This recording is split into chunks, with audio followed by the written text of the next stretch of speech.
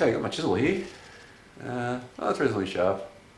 You can't always tell how sharp something is by just touching. I was just seeing if there's any burrs on there. Usually something that's super sharp, you don't know how sharp it is until you've cut yourself. A bit like a scalpel or something like that, you know. So anyway, so we've got the diamonds here, and a bit untidy, and so I'm just going to try and sharpen them up a bit. So what I'm going to do, got the chisel here, it's going to try and sharpen up the edges a bit. So it's putting a bit of pressure down. I'm wiggling around a bit with the chisel. You can see I'm sort of making the stop cuts again. So, and I'm holding the stick with the other hand firm. So just wiggle, sort of get a deeper cut. So I'm just trying to sharpen up these edges so it's a bit rounded. And now I've done that, I'll move my hand back a bit and it's going to try to pull out. You can see some of the fibres still, and that's why I was saying sometimes earlier, I was saying that you go to do the stop cuts again just to sort of get rid of some of those edges.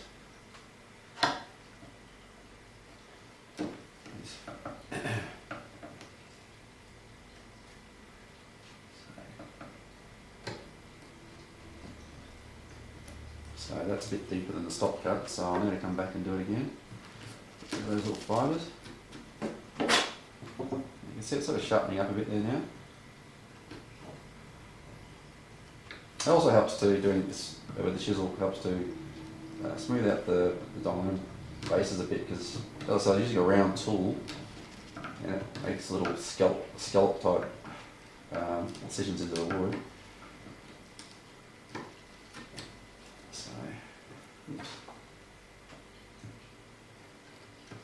So I'm not putting too much pressure now because I'm just sort of cleaning it up a little bit now, just almost like a plane. I'm just smoothing it out a little bit.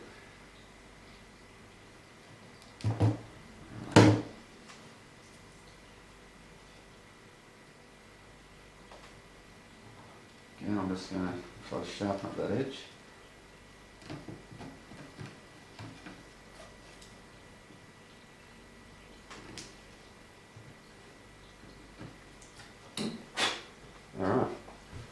Alright, that's that one there. I know we can sort of see that a bit, okay. But if you look at that one compared to this one here, you see it's very rounded and things. So I'm going to try and sharpen that up as well.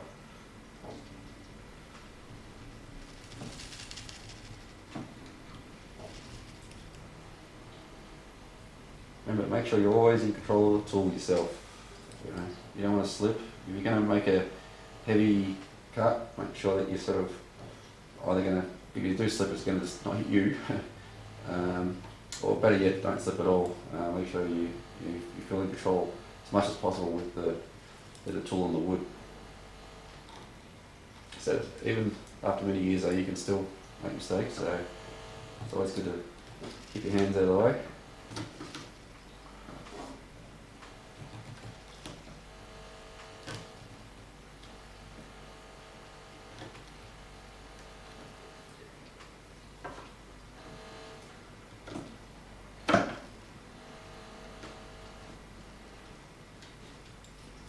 That's something too you might find when you use chisels, if you're doing any kind of carving, is kind of sometimes need to learn how to use your left and your right hand for dealing with the tools.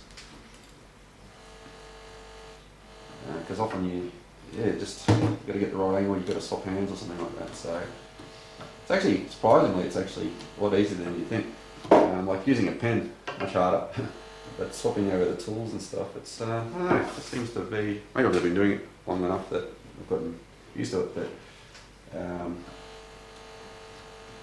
yeah, generally I find it pretty easy to swap over.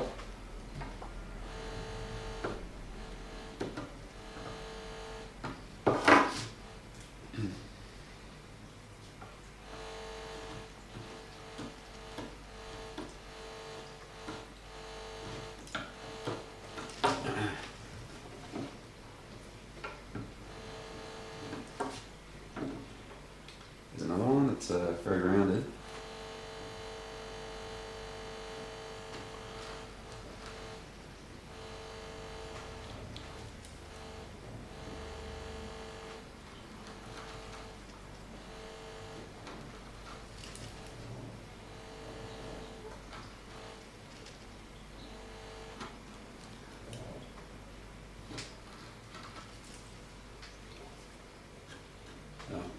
I reckon a bit of wood off there, that's my fault earlier. I just didn't put a stop cut enough, and I used the chisel and broke a little piece off. It's not too bad.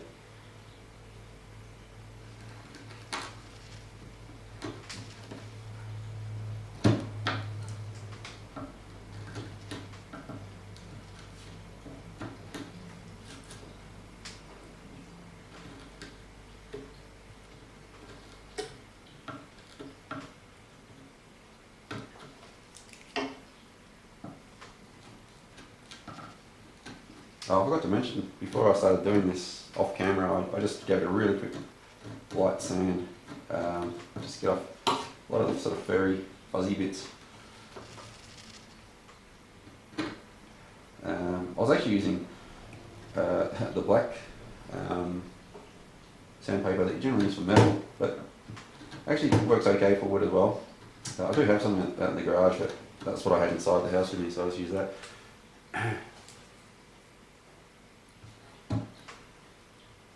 It's amazing how smooth you can get a piece of wood though, using really fine grit sandpapers. A lot of people say it's not good to do that too much, because if you're trying to put a finish, like a stain or some sort of finish, on the wood, if it's sanded too fine, it doesn't really take the stain and stuff very well. But I haven't really found that a problem personally, for the sort of stuff I do. But if you're just using the natural look of the wood, then you're not staining it, that's not really a problem. I find that using oil and beeswax mix, make it yourself, I think it penetrates okay, personally, so I've done it on boxes and things like that before.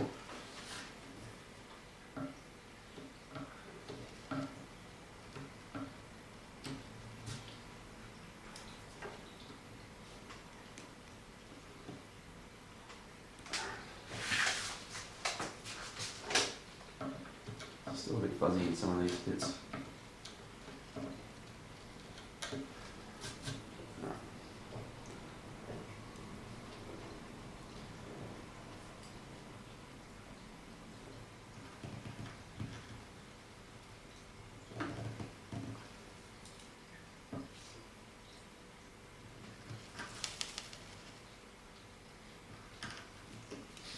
Yep, as I was saying, it's a warm day today, and it's certainly warming up big time now.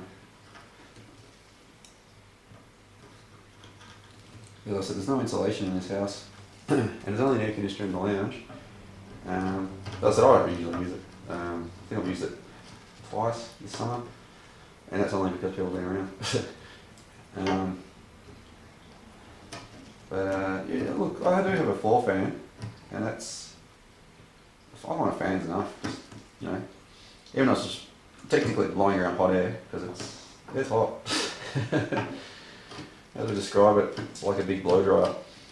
You go outside, and it's just like hot air just blowing on you, really hot air sometimes. And yeah. The other thing I've noticed too is a lot of people who come to Australia from say like England, and they don't realise what the sun's like here.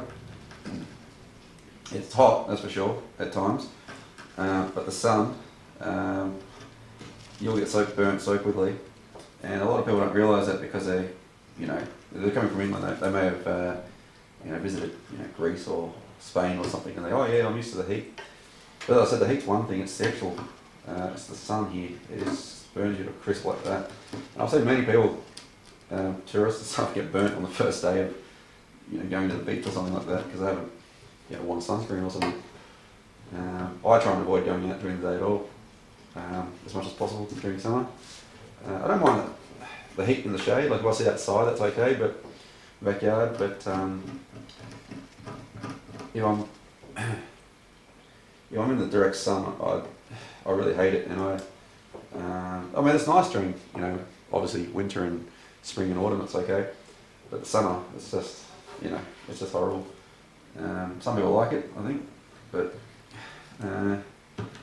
it's more you just get burnt, you know, and I've had skin cancer a few times, and had it removed, no problems, and but you know, yeah, it's just you get burnt so easily.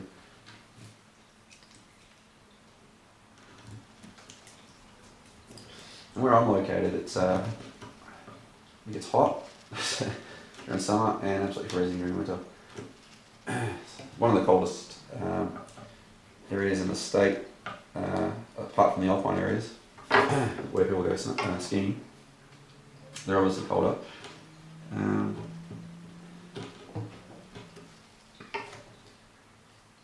Yeah, it's first time when I moved here. It's the first time I ever experienced frozen pipes. As where I'd generally grown up, it really wasn't that. I mean, it got cold, but not like here. And yeah, so that was a surprise when the first day it happened. I didn't realise what had happened at first. I thought the water had broken. And last winter, just passed, that was coldest, must have been one of the coldest days, because I went to have a shower and the shampoo bottle, everything was just frozen solid, every liquid, even in the oil in the house. Oh, that's the annoying thing, yeah, when you're trying to cook during winter, when the oil that you want to cook with, you know, olive oil, that's what I usually use, just freezes solid in the bottle. That's annoying. So, but at least where I live now, I've got a carport to cover the car.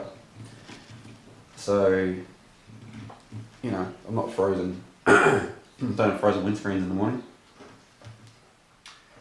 if I need to go out. Because, you know, yeah, some mornings have been real bad. Like, it's not just the windscreens either. Sometimes the door's frozen shut. Like, so much ice gets on the car and during that overnight, I guess, and it just freezes, and the doors can't even get in the car, but unless you chisel your way in. And you can't use the tap, because that's frozen solid too. Everything's frozen. So not all the time, but the days it happens, it's just kind of annoying. So I've learnt that check the weather for the next day or the overnight, and also if it's going to be bad overnight, like really cold, then I'll get some water and I'll fill up the kettle, and I'll have some water in the kettle at least, and that hasn't frozen solid yet, so that's pretty good. Maybe it's because of the volume of water that's in the kettle, and that way, you know, you can at least have a cup of tea or coffee or something in the morning.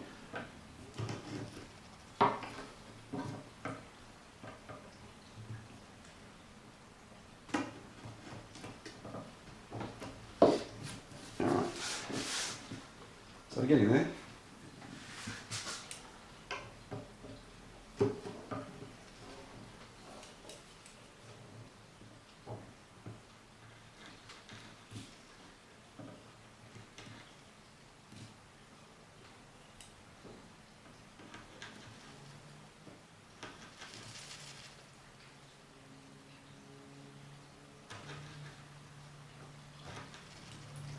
Yeah, I've got this video camera I'm using now. I actually got it only a couple of months ago, I think. It's got it second hand on eBay. It's a Sony camera, pretty good actually. I'm pretty happy with the quality of it. And I always think buying second hand, like, is quite good in many cases. Like, for instance, buying technology, because you might not have the latest thing, but you can still buy something that was once the best, even a few years ago, for, you know, a fraction of the cost.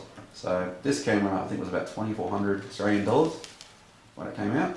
I don't know, about 5 years ago, and I got it for like 230 or something. So, and I mean it's a great camera. You know, I mean, yeah, it's not the latest, but it's still, you know, it's top of the range sort of for the Sony or whatever, you know, prosumer, I guess, cameras.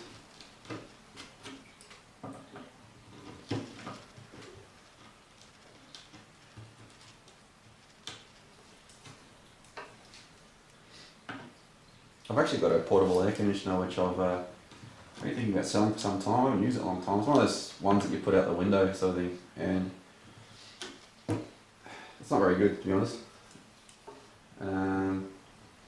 But I was thinking of selling it, and I thought, well, the best time to sell it is on a hot day like today, because then people are really desperate. They're like, oh, they want air conditioning, and so I might get a better price for it. So I might do that later.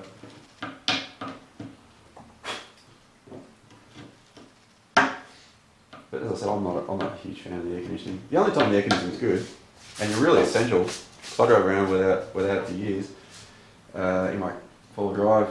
Because the problem is, when you're in a car, is that, you know, even though you open up all the windows, the heat just stays in the car. It's just a hot box, you know, and there's not much you can do.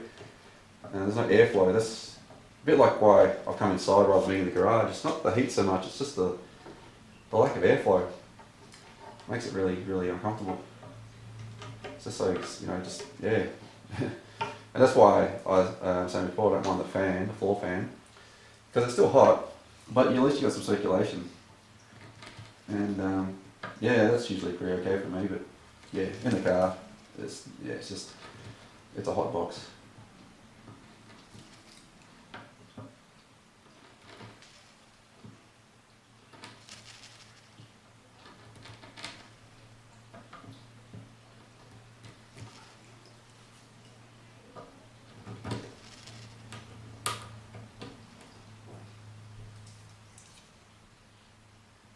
So right here, I didn't make stop cut quite deep enough, and then as I was getting at the little wedge, I was starting to lift the side here. I did that on two down there before, broke a bit of wood off. But so you start to notice something lifting where you don't want to lift. When you're going towards your stop cut, then just stop and make the cut a little bit deeper, so you don't ruin what you're trying to do.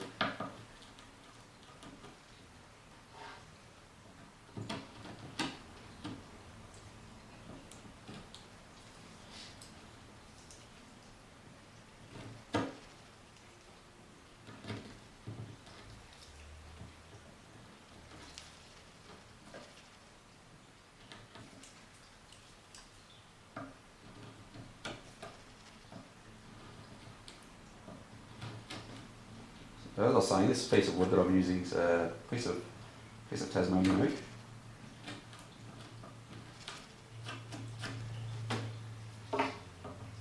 And it's quite good. I quite like working with it actually. I wish we had more variety of timbers here in Australia to purchase. You can buy stuff, but it always costs. Everything costs so much. Yeah, you know, like I look at things in the US, and I think that's pretty cheap for some stuff you can get, and really available. A lot of things, like even sort of wood. When I first started carving a long time ago, all the books and things I've read was always going on about basswood or you know, line wood or whatever. And I think you can find it in Australia. It's very not common though at all. And when I did look it up, it was very expensive. And it's not. I thought, well, that's not great for a beginner to have to spend a lot of money on a piece of wood they're probably going to ruin. So I started off just with pine, just normal radiator pine, and it's horrible to carve, to be honest. And not because it's harder than the tools, but because it's grain. It's so soft it compresses really easily. Bits just fall off sometimes, even though you barely even touched it. So in that sense, it's not great, but it does give you a feel for the tools at least. And one of the things that you want to do is make sure your chisels are always super sharp. And I use diamond plates now. A little fine diamond powder that's on these metal plates. And you can get ones, there's two different ways they do it I think. I got the cheap ones. And they do the job, but they do wear out quicker. But there's ones where they somehow fuse or bond them together. I can't remember what they're called, but different process, and they last longer, but they cost an awful lot more. You can use just really cheap honing stone, like I think they call them an Arkansas stone. They're pretty common. You get stuff like that for about $10. You know, a lot of carpenters and stuff use them, and it does the job. But the trick is with the tools in the garage, when you're in the garage and stuff, you do want them sharp, especially chisels and knives. So yeah, so I use the dome plates, and I start off, it depends on how bad the tool is, but if it's really bad, like really bad chips, I'll start off with a 240 grip. But I work my way all up to 3000. And once I've done that, then I've got a piece of leather on a piece of wood, and I put some polishing compound on there, and then I polish it. And some people use a what do you call them? Electric polishing wheel, which does it a lot quicker. The only thing you've got to be careful, as I've noticed over the years, is you really got to get your tool on the right angle when you're polishing it. Not super bad, but you just don't want to twist it too far that you end up undoing all the good work you've just done. So, you know, you end up rounding over the tip.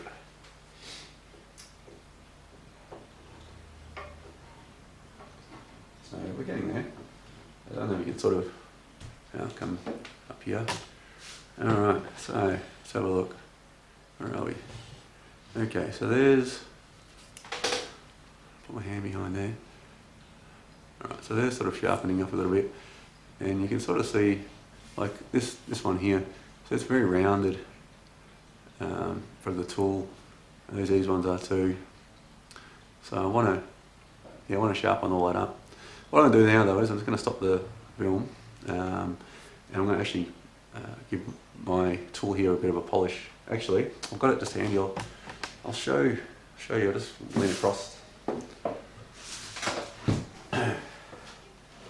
So, all right. So here's my piece of leather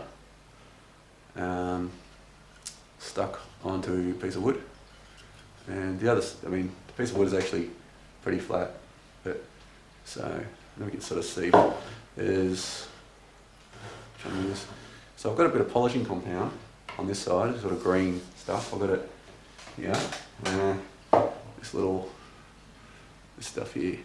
So it's just a polishing compound. A lot of jewelers and things like that use it. And so you just apply a little bit onto your leather, and I'll just do this, and what helps to polish the edge, and it also helps to straighten. Although you can't see, it's very micro sort of thing of what a blade actually looks like. But you're basically smoothing it out, but also straightening all the little,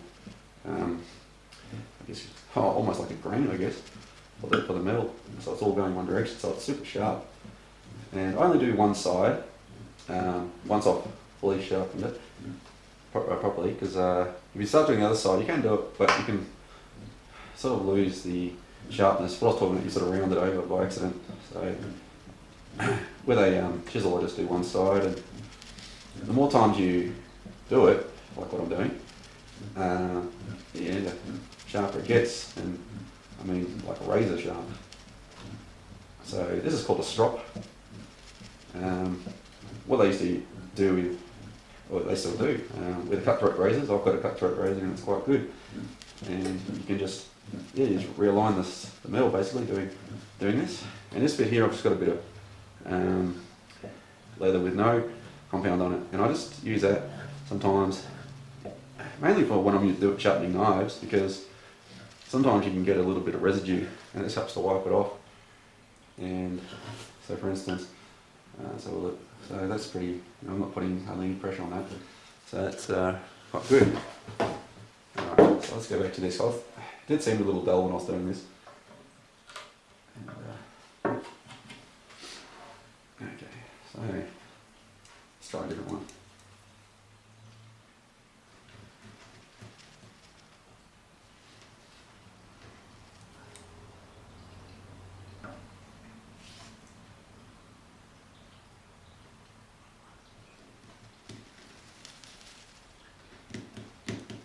again, you see I sort of wiggle it a bit, sort of have to cut through the fibres, like almost like sawing it in a way. So there we go.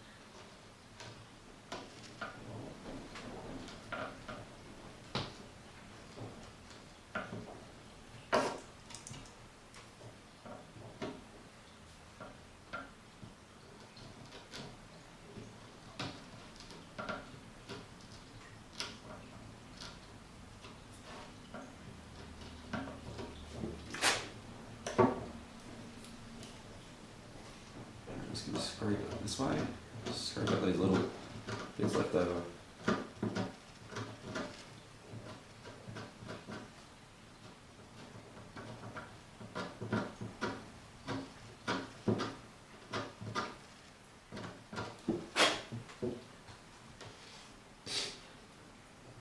This one here's still done this one, but I'm quite happy there with that.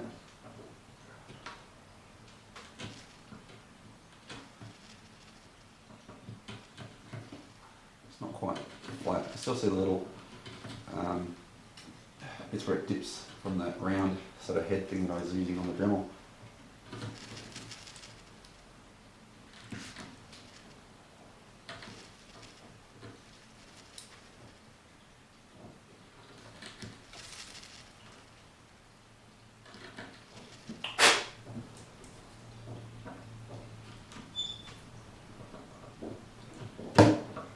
Yep, definitely a blow dry day today. I can hear the wind, and I know I was out there before. It's pretty warm, so.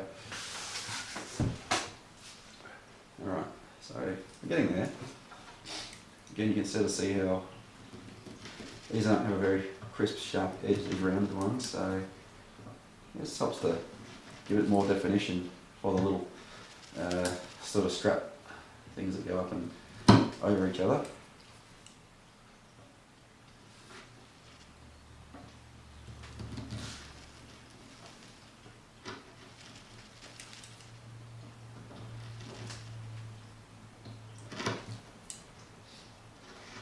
The great thing about stop cuts too is that if you do go a little deeper than you planned to go, it doesn't really matter that much. They'll just sort of sit there and maybe give you a bit more of a darker line, but that's quite a good thing in a way because it gives you more definition for what you're doing. And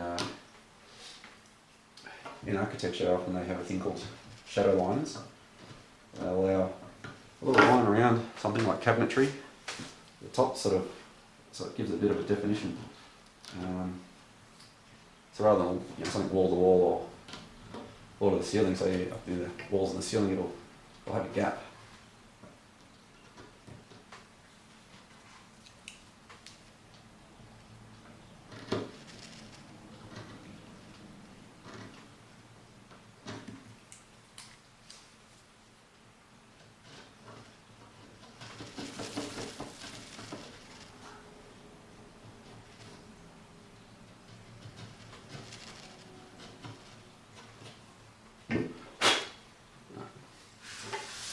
I've got that many more to go.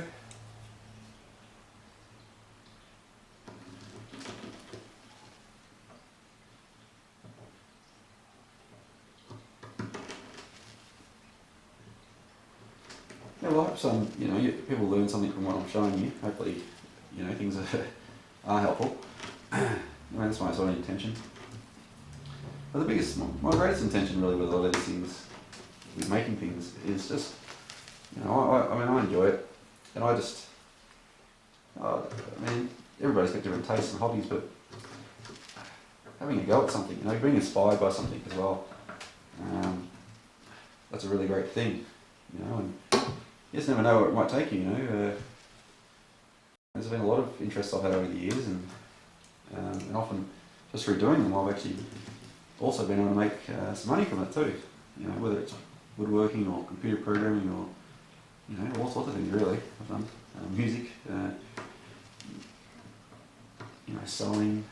And the great thing about trying anything too is I've noticed is that if you ever go up doing anything yourself, it doesn't matter what it is. Say you might see someone shoot, I don't know, an arrow, like do archery or something, and you've never done it before. Maybe you just look at it and you think, oh yeah, they've hit a target, oh yeah, big deal.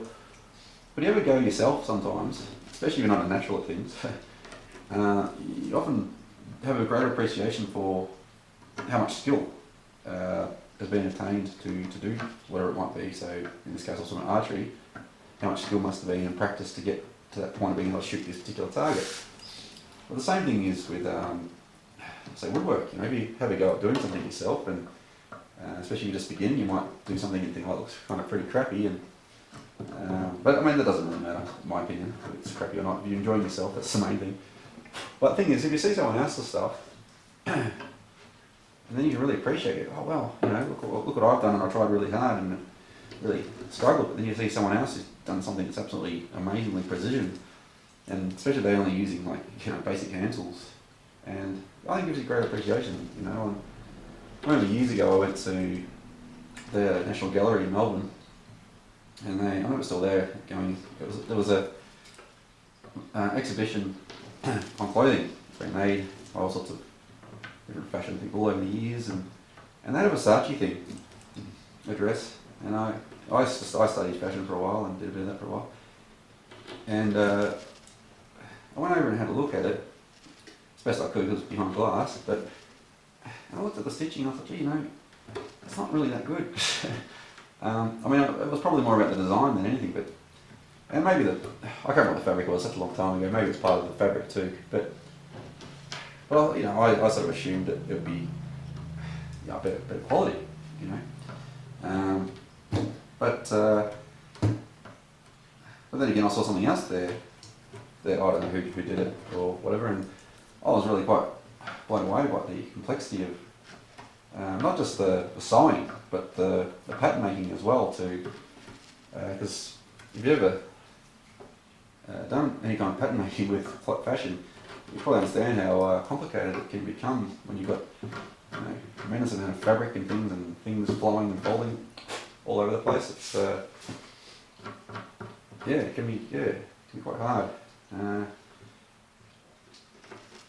When I studied fashion, it was a little bit easier for me because my background's in architectural drafting, so that was a little bit easier for me. But yeah, I just did it because I was interested in it. I did a bit of electronics for a while. You know, I was just interested in it. I find a lot of things quite interesting actually.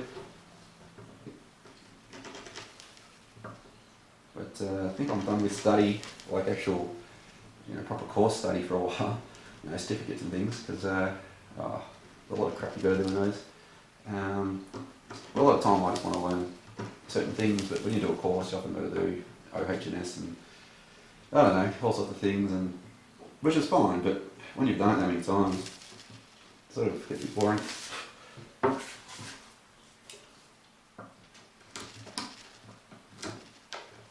I actually did, not last year, the year before, I did a certificate for training and assessment, so I can teach, oh, well, I'm not sure I can teach at the uni, but I can certainly teach at the TAFE, so,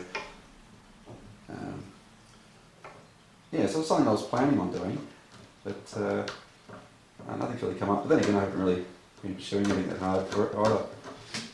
And I only want to do it because it's only, I want to teach AutoCAD, which is what most of my channel on YouTube teaches. And I just enjoy doing it, and I just enjoy teaching. So I don't really care about the money or any of that sort of stuff.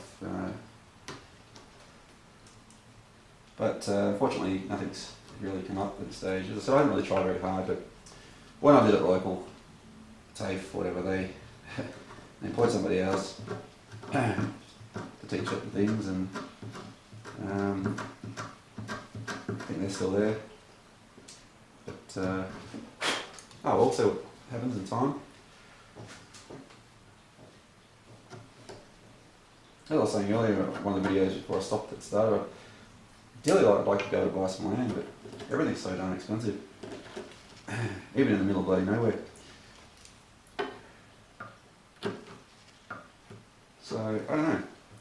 See what happens. I mean, I could work my butt off if I wanted to. But I've done that for years and I don't want to do that anymore. So, I just live a very simple life really. And very, you know, I've got everything I need. I've got food, shelter, and a lot of time on my hands to do what I want, which is great. I'm waiting for an email actually today to do some work. It hasn't arrived yet, so I haven't checked for a while, but I'm not in any hurry.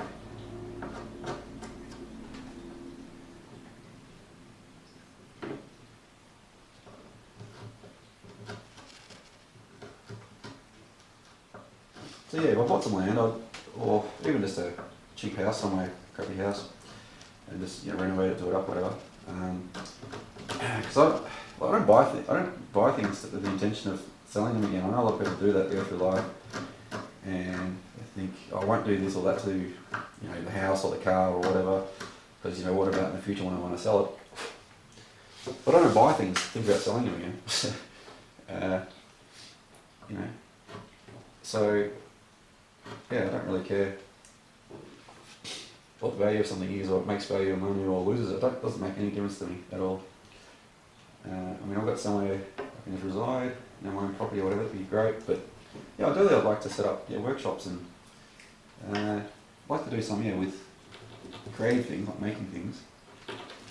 Maybe some sort of artist retreat as well, at different times. But just come and relax and paint. But another thing that really interests me quite a lot is philosophy.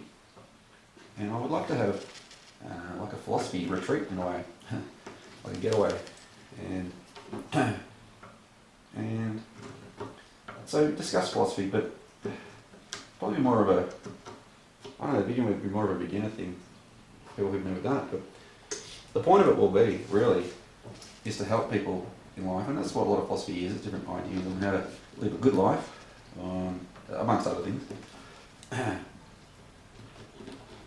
And I've found it tremendously helpful in my life to deal with things, like when you change perspective on life, it certainly gets a lot easier.